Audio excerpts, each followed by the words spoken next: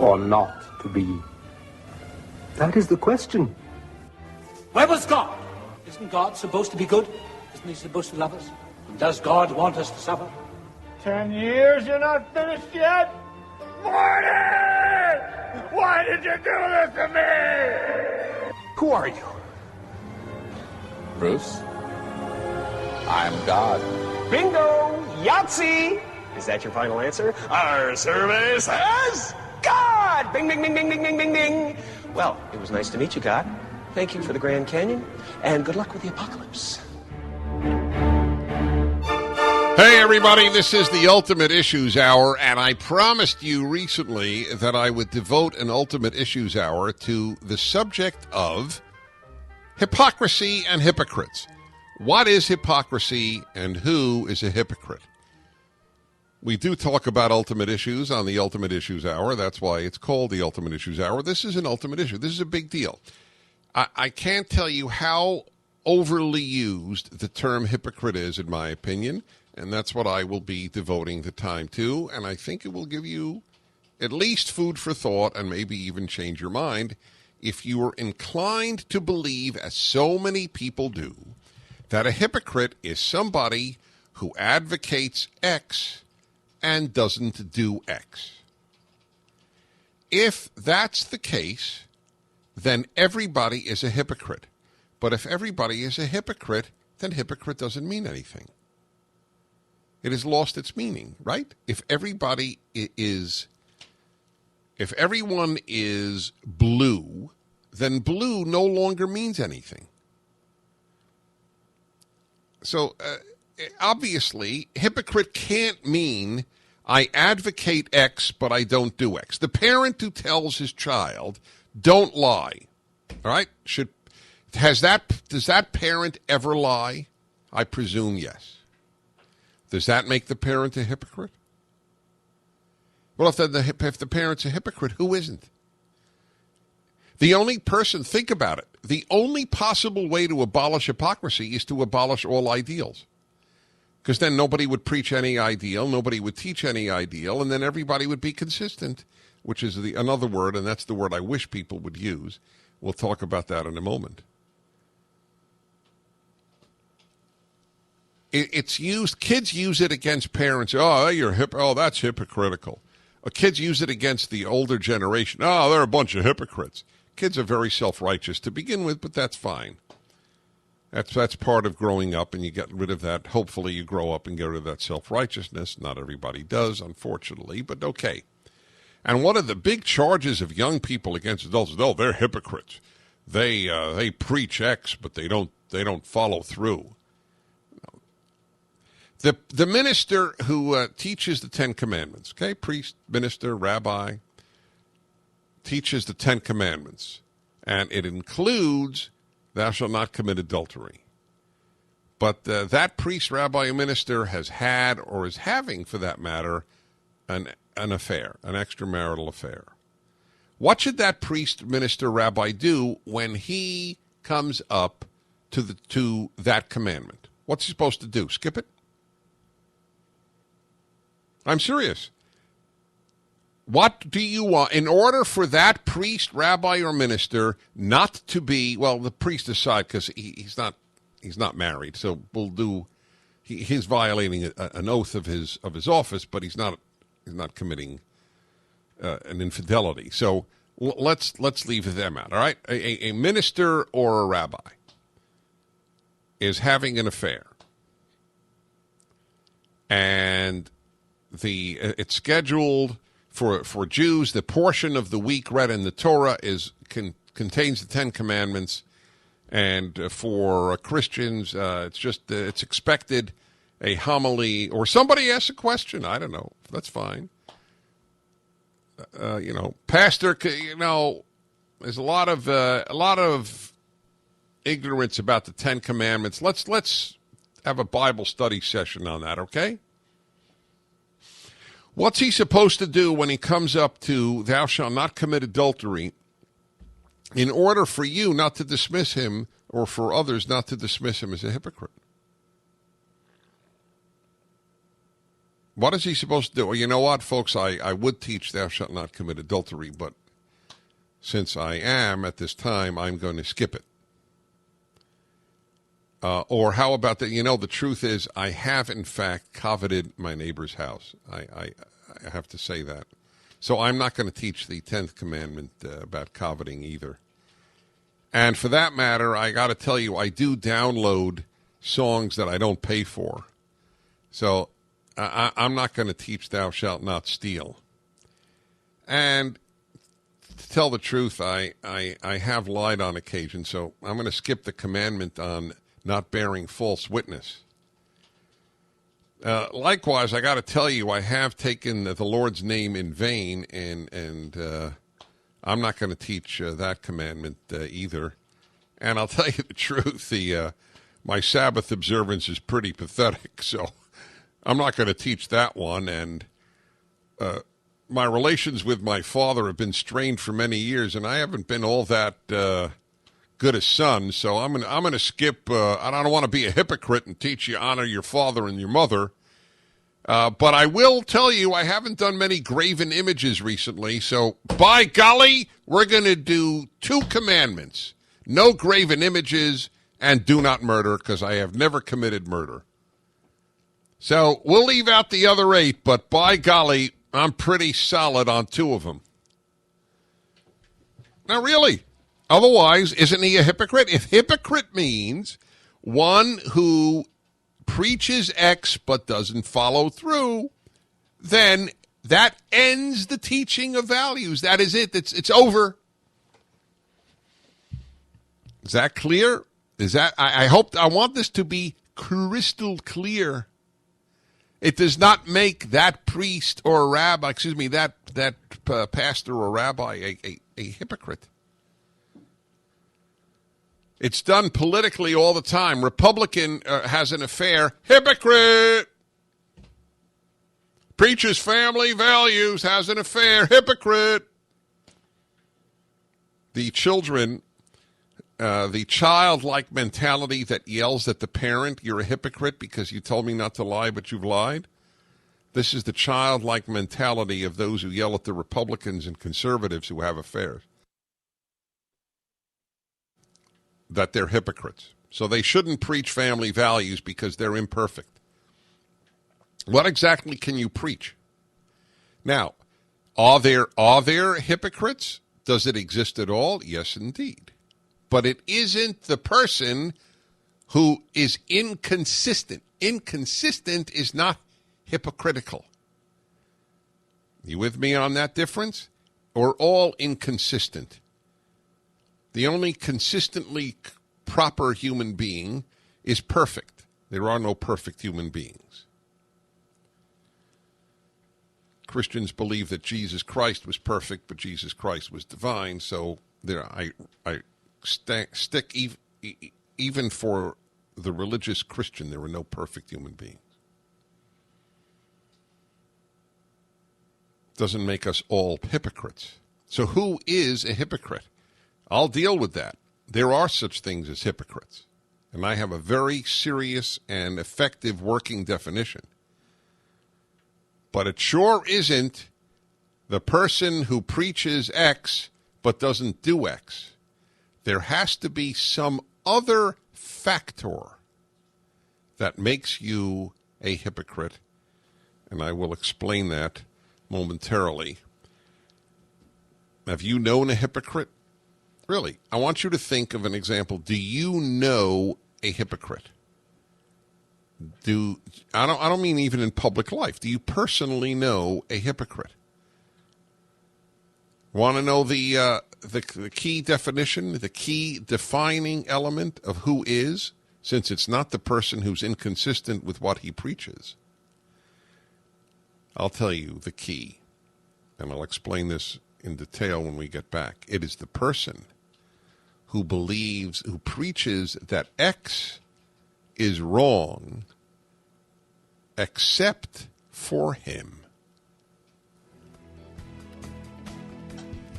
And I will explain with examples of public examples what I mean. Hello, everybody. You're listening to the Dennis Prager Show, Ultimate Issues Hour. Who is a hypocrite? What is hypocrisy? It's such an overused, misused term that it's become meaningless except as a political weapon or a child's weapon against a parent. And people don't know how to answer it. And we need to be clear. We need to be truly clear about it. So I think I made the case pretty crystal clear in the first segment that preaching X and not living by it doesn't make you a hypocrite. It makes you inconsistent with your own values. As I said, almost no priest, minister, or rabbi would be able to teach the Ten Commandments. They wouldn't be able to teach anything that's moral unless they're perfect. Imperfection doesn't make you a hypocrite. Sinning doesn't make you a hypocrite. Inconsistency doesn't make you a hypocrite. So who's a hypocrite? The hypocrite is one who says, who spends his life or devotes a good part of his life to preaching about a certain thing and then does it regularly. I mean, and here's the key, thinks it's okay for him to do it. Okay for me, sin for you. That's when you have a true a level of hypocrisy, which borders on the phoniness. See, if you teach the Ten Commandments and you commit adultery, it doesn't make you a hypocrite, unless, for example, you devote your life to teaching the sin of adultery while you constantly do it. Then I think one could say you're a hypocrite. You're also somewhat of a nut. But then, yeah, you're a hypocrite then. Also, if you think it's okay for you, but not okay for others. I'll give you an example, and I only hesitate for one reason, and that is I tend not to try to make, although there are times where I choose a political subject on the Ultimate Issues Hour, but I'm not using this example to make a political point, but it's one of the clearest examples that I know of that I can offer you, and that is Al Gore, who spends his life against carbon emissions, and then it's reported how much his house and his airplane use in carbon emissions as opposed to the typical citizen.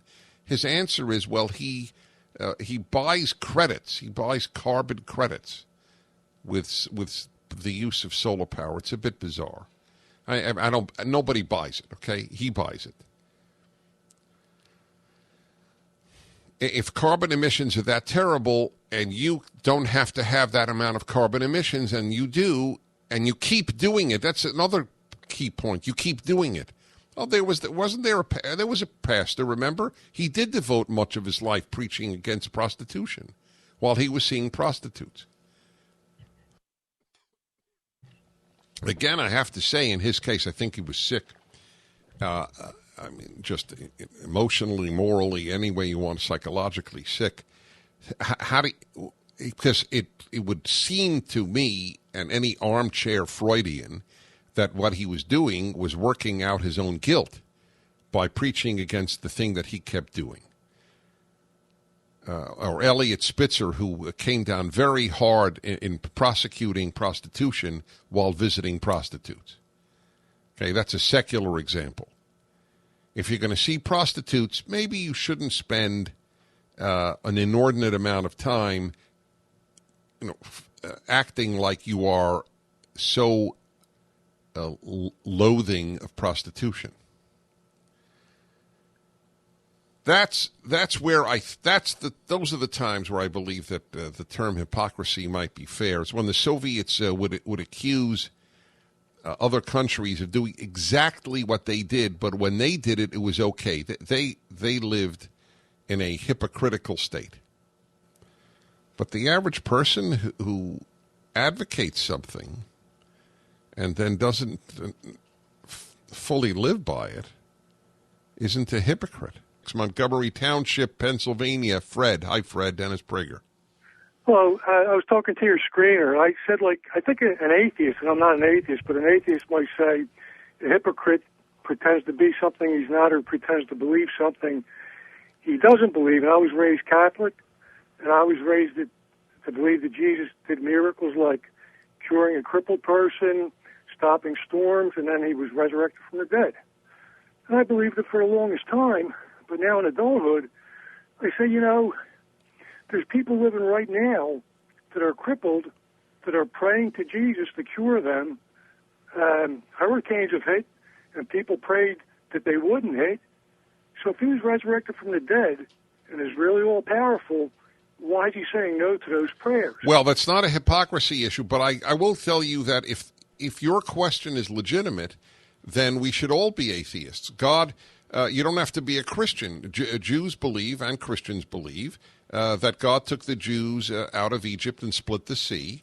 So then why didn't he stop all other acts of slavery on earth? Why didn't he liberate every slave on earth? Why did he allow all of the genocides of the 20th century? Those are very fair questions, but they have nothing to do with legitimacy of belief, and they don't have anything to do with hypocrisy. But if you pretend to believe those things when you don't.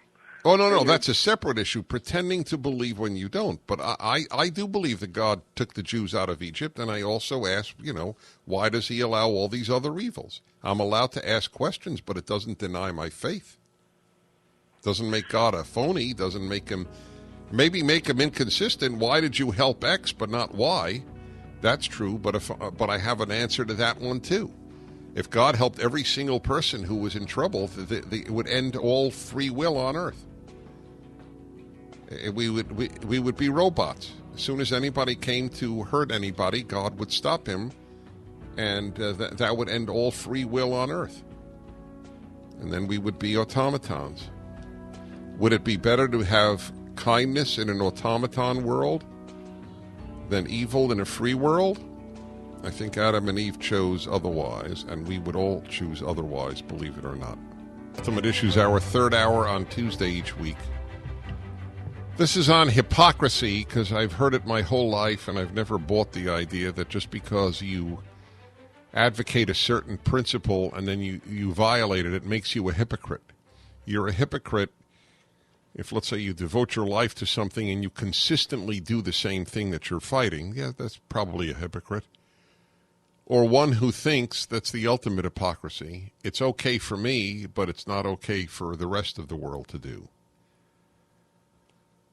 So I hope that helps you, because otherwise, as I said, everybody who has any value, the only person, or let me put it in the negative, the only person who can't be a hypocrite is the one who stands for nothing.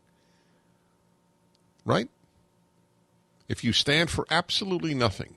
In other words, hey, you know what? Adultery is awesome. I am for it. Well, then you commit adultery, then you're not a hypocrite. Stealing? Man, if I can get away with it, I'm going to do it. And you should too. That guy's not a hypocrite. There you go. So the worse you are, and the fewer values you have, the less possibility you have of being a hypocrite. You realize what happens then, how absurd that becomes? The worst people are the only ones who are not hypocrites. All right, let's go to some of your calls here. And let's go to Houston, Texas, and Steve. Hello, Steve. Dennis Prager. Yeah, hi, Dennis. Thank you for taking my call. I've been a fan of yours for a long time. Good. I appreciate you, and I find in your voice the ping of truth. That's the hope. What I have today is a point that you just now kind of touched on in a way. The Republicans, the reason why they are accused so frequently of hypocrisy and the Democrats aren't is because on matters like adultery and all that, it's kind of a double standard, but it's one that the Republicans set up for themselves by setting themselves up as the family values party in the first place. The Democrats never set themselves up as anything well, like that. Well, that's what I said. If you don't have values, you can't be a hypocrite. Exactly. So, and I think that the more Republicans continue to beat the drum for family values, the more vulnerable they are. Yeah, because the Democrats are like children yelling at their parents. That's why. Because of the childlike reaction. Oh, look, you said you're for family, but you committed adultery. And therefore what? So what should I do? Stop being for the idea that the nuclear family... What does family values even mean? It's so funny. Family values, as I understood it, is that there is an ideal, and that is that people marry, and men and women marry, and have children, and that the nuclear family is the ideal. I thought that that's the biggest part of what a family value is. Of course, it would include being faithful to your spouse, but if you don't, therefore you drop your ideal? Well, it occurs to me that rather than drop that, maybe they should drop their focus of that ideal and focus more on things like fiscal conservatism and the things that got them to power in the first place. Yeah, well, all right. Look, it's obviously takes us to another arena, but I'll answer you. Yeah. I believe that values more than economics causes our problems. Mm-hmm. And so, therefore, if the Republicans abandon the values issue and only talk about fiscal constraint, the society will be lost. I'm not saying they should abandon it, Dennis. What I'm saying is I think they should reverse the ratio. Like, for example, if their focus right now would be 60% family values, 40% fiscal conservatism, maybe just flip that the other way. Let me ask you a question. What do you think is the biggest problem that afflicts the black community? Do you think that it's economic, or do you think that it is kids born out of wedlock? I would have to say, if I had to single one thing out, it would be kids born out of wedlock. Okay, well, there you go. So if the Republicans changed its ratio, and I don't know what its ratio is. I think its ratio is more fiscal than values, but it would be dishonest to its own perception of reality if it changed its ratio. Back in a moment.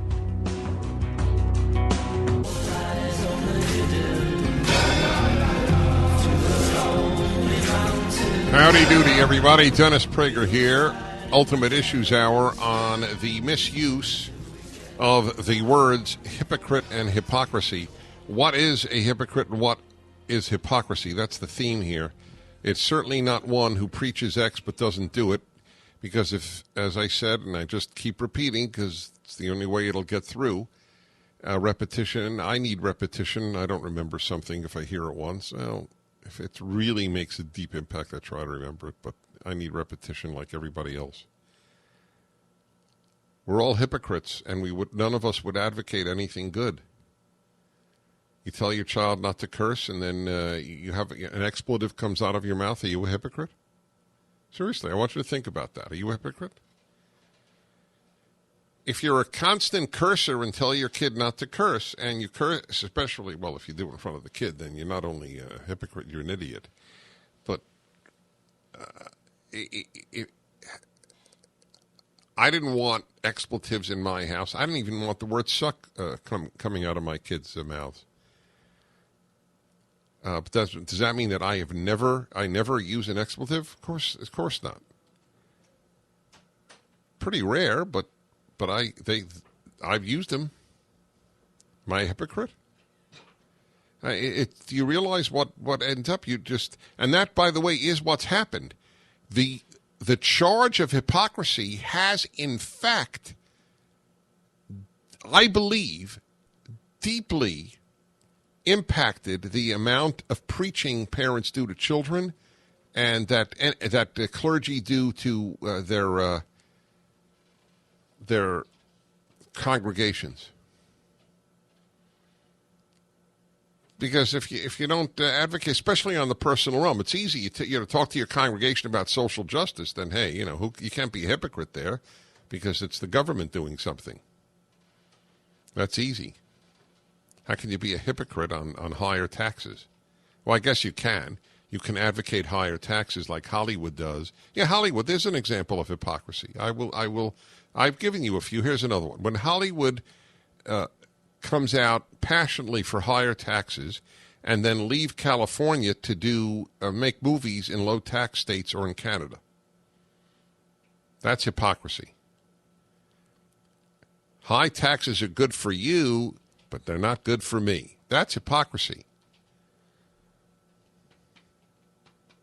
See, what happens by using it too much is, like everything else, like the term racist, it becomes meaningless, and it has become meaningless. One of the most grotesque things you can be a racist has now become meaningless, thanks to its overuse. So the right shouldn't overuse it, and the left shouldn't overuse it. All right, let's go to Fort Worth, or Dallas-Fort Worth, as it were. Jane. Hi, Jane. Dennis Prager. What a pleasure to speak to you, Dennis. Thank you. Are you on the Dallas side or the Fort Worth side? Dead center in the middle, in the Arlington area. Yes, I know it well because my syndicator is in that area. It's a pleasure to speak to you because Thank you. You always seem to elucidate truth in a very black and white way. And wouldn't it be nice if truth was always black and white? The only thing I can say about hypocrisy is that we're all guilty of it, in a sense. But years ago, a friend of mine and I came up with a comparison between, say, Bill Clinton and Gingrich. And once before the election, I think on 60 Minutes, you saw the interview with Hillary and Bill. And he said, listen, have no illusions about me. I have failed. have not been a faithful man to my wife, and that's the way it is. And she stood by her man, and that was it. Yeah, I've never in my life called Clinton a hypocrite. Yeah, he's not a hypocrite. Right. And so what about Gingrich? However, you think Gingrich is? My thinking, which is, Newt Gingrich had some problems, and you ask yourself, who is the better man? This is where it boils down to for me. Who is the better man? The man who says, I have no standards, so I'll hold my feet to the fire and not. Or the man who says, I know what the standard is, and I fall from it. So who is the better man? Well, if those are the only two criteria, I'm not going to judge between Gingrich and Clinton. It's not something I want to do. God judges that. I judge behavior. But in any event, that's correct. That's my point. The better man is the person who advocates standards even if he fails by them. So long as he acknowledges, at least after the fact, that he has failed, during the fact, says, I know I am sinning. See, if you don't have a standard, you don't think you're sinning. Right? What are you sinning against if there's no standard? That's what I'm worried about today, is that we have raised a generation already, and we're raising a second generation to not even know that they're sinning. Or whatever secular word. If you don't like the word sinning, you use doing wrong. Well, I don't care what word you use. That's what I am afraid of. It's not the sinner or the hypocrite who so much bothers me as the person I am frightened is the one who doesn't even have the value system with which to be a hypocrite regarding that he could be a hypocrite. And so that's another reason not to make hypocrisy the great evil that we have made it, or to think that it's as common as we think it is. All right, let's go to Fallon, back to Texas again. San Antonio. Hi, Fallon. Hi, Dennis. You've got my threshing mind going on this thing, because I understand what you're saying, and I'm trying to. I think there's an element missing, and I'm not sure if it's the element of condemnation. What some people refer to as judging. You know, when they say judge not lest you be judged yourself, that I believe is actually condemn not lest you be condemned yourself. We do have to judge. Yes, and especially ourselves. Back in a moment. A lucky man.